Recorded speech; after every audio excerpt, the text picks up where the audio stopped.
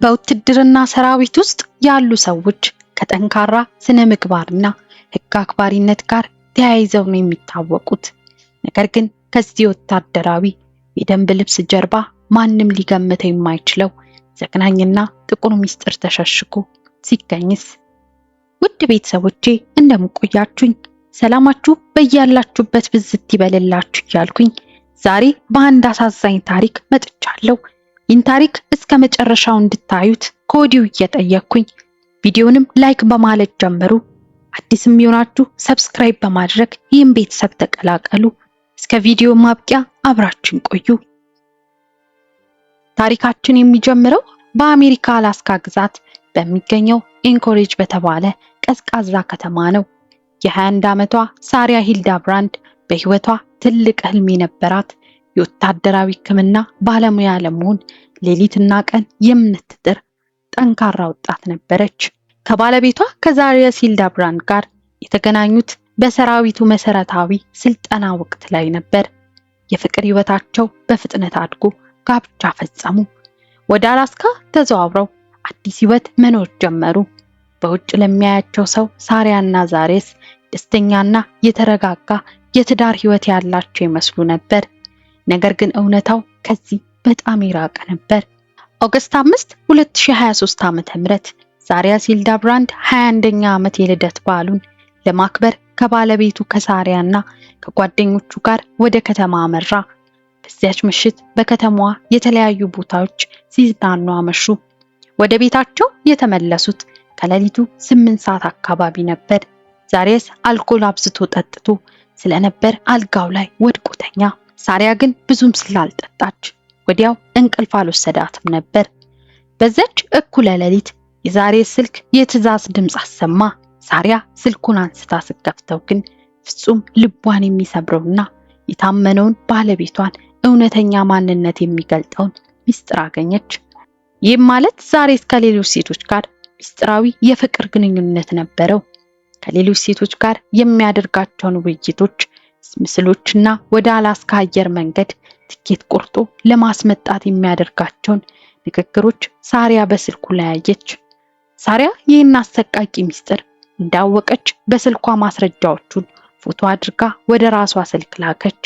በሁለቱ መካከል የነበረው ፍቅርና እምነት በዚያች ቅጽበት ተደመሰሰ። ከዚህ በኋላ ደቂቃዎች አለፉ። ሰዓቱም ከሌሊቱ 8:48 ላይ ይላል።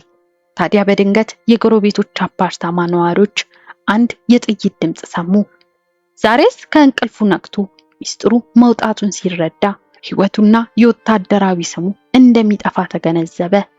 ይህን ጊዜ ሳሪያ በስልኩ ያገኘችውን ማስረጃ ለሰራዊቱ አዛዦች ወይም ለቤተሰቦቿ ብታሳውቅ የዛሪየስ ስም ስራና ህይወት ያበቃለት ነበር። በዛች ቅጽበት ወታደራዊ ስልጠና የወሰደው ዛሪየስ ሚስጥሩን ከሚስቱ ይልቅ ለማስቀረት ወሰነ።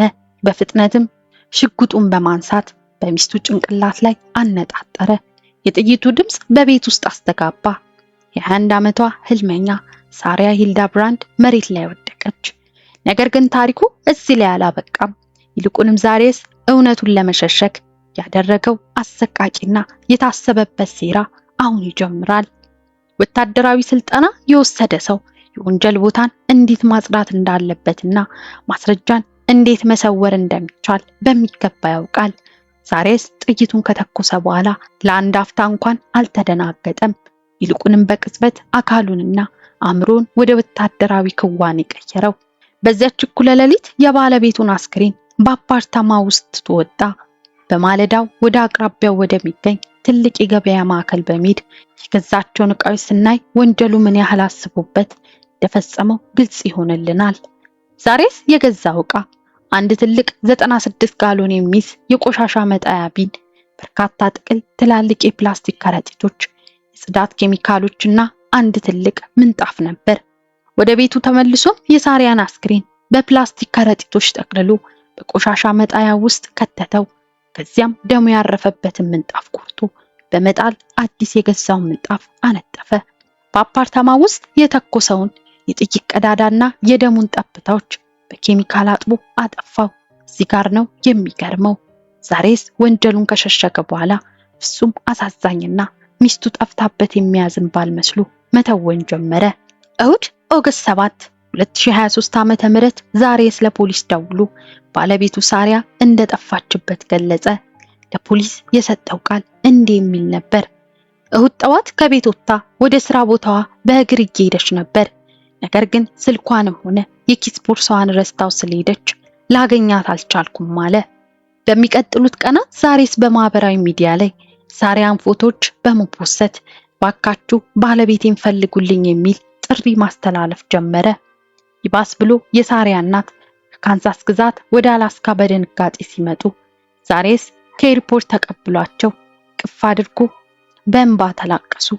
ከባለቤቱ እናት ጋር ሆኖ በየመንገዱ የቪዲዮና የፎቶ ምስሎችን እያሳየ ሳሪያን አይታችኋታል እያለ ይፈልግ ነበር።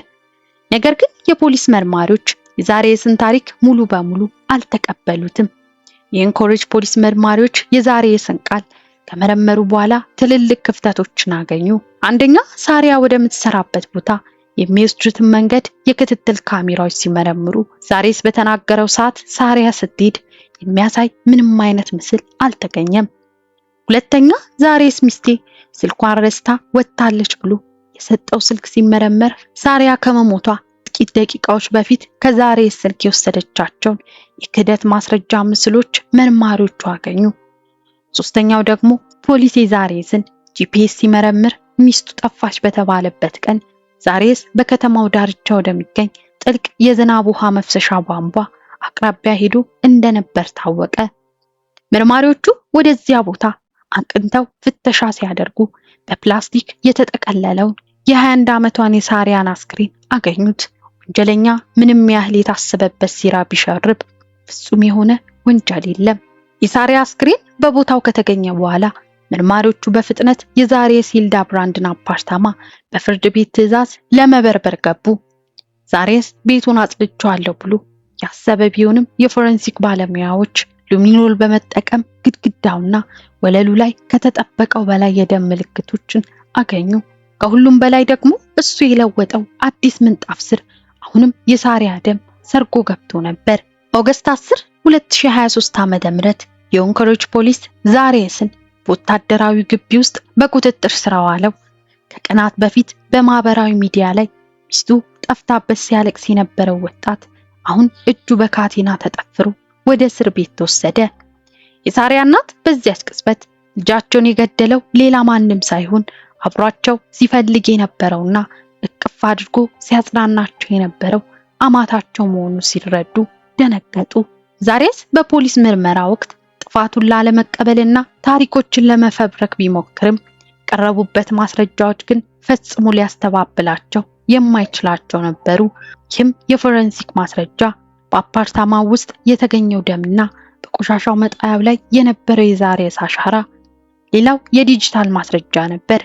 ሳሪያ ከመሞቷ በፊት ከስልኩ ላይ ወደ ራሷ ስልክ የላከቻቸው የክህደት ምስሎችና የዛሬስ የጂፒኤስ እንቅስቃሴ ነበር። በመቀጠል ደግሞ የግዢ ደረሰኞች ናቸው። ሳሪያ ጠፋች ከተባለችበት ቀን በፊት ዛሬስ የገዛቸው የጽዳት ኬሚካሎችና ትልቅ የቆሻሻ መጣያ ደረሰኝ ነበር። በእነዚህ ማስረጃዎች መሰረት አቃቤ ሕግ በዛሬስ ላይ የመጀመሪያ ደረጃ የነፍስ ማጥፋት ማስረጃ የማጥፋትና ፍርድ ቤትን የመሸወድ ከባድ ወንጀል አቀረበበት። ይህ አሰቃቂ ድርጊት አሜሪካ በሚገኘው የውትድርና ማህበረሰብና በመላው ሀገሪቱ ትልቅ ሐዘንና ቁጣዎችን ቀስቅሷል። የ21 ዓመቷ ሳሪያ ህይወቷን ሰዎችን ለመርዳትና ሀገሯን ለማገልገል አልማ የተነሳች ንጹህ ወጣት ነበረች። ነገር ግን የታመነችውና የጠበቀችው ባለቤቷ ድብቅ ስሙና ሚስጥሩ እንዳይገለጥበት ሲል ህይወቷን ቀጠፋት። ዛሬስ ሂልዳብራንድ አሁን ባደረገው ዘግናኝ ወንጀል ምክንያት የእስር ቤት ዘመኑን በመጠበቅ ላይ ይገኛል። ሚስጥሩን ለመሸሸግ ሲል የፈጸመው ወንጀል በመጨረሻም ህይወቱን፣ ወታደራዊ ማዕረጉንና ነፃነቱን ሙሉ በሙሉ አሳጥቶታል። ምናልባትም ከ15 እስከ 99 ዓመታት ድረስ በእስር ቤት ሊቆይ እንደሚችል ይገመታል። ይህ ታሪክ የሚያስታውሰን ትልቅ እውነት አለ። ይህም ጨለማ ምንም ያህል ቢበዛና ቢሸፈን የእውነት ብርሃን በመጨረሻ መውጣቱ አይቀርም።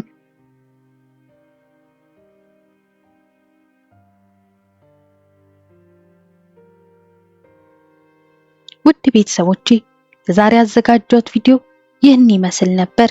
እስኪ እናንተስ በዚህ ታሪክ ላይ ምን ተሰማችሁ? ሐሳባችሁን ኮሜንት ላይ አሳውቁኝ።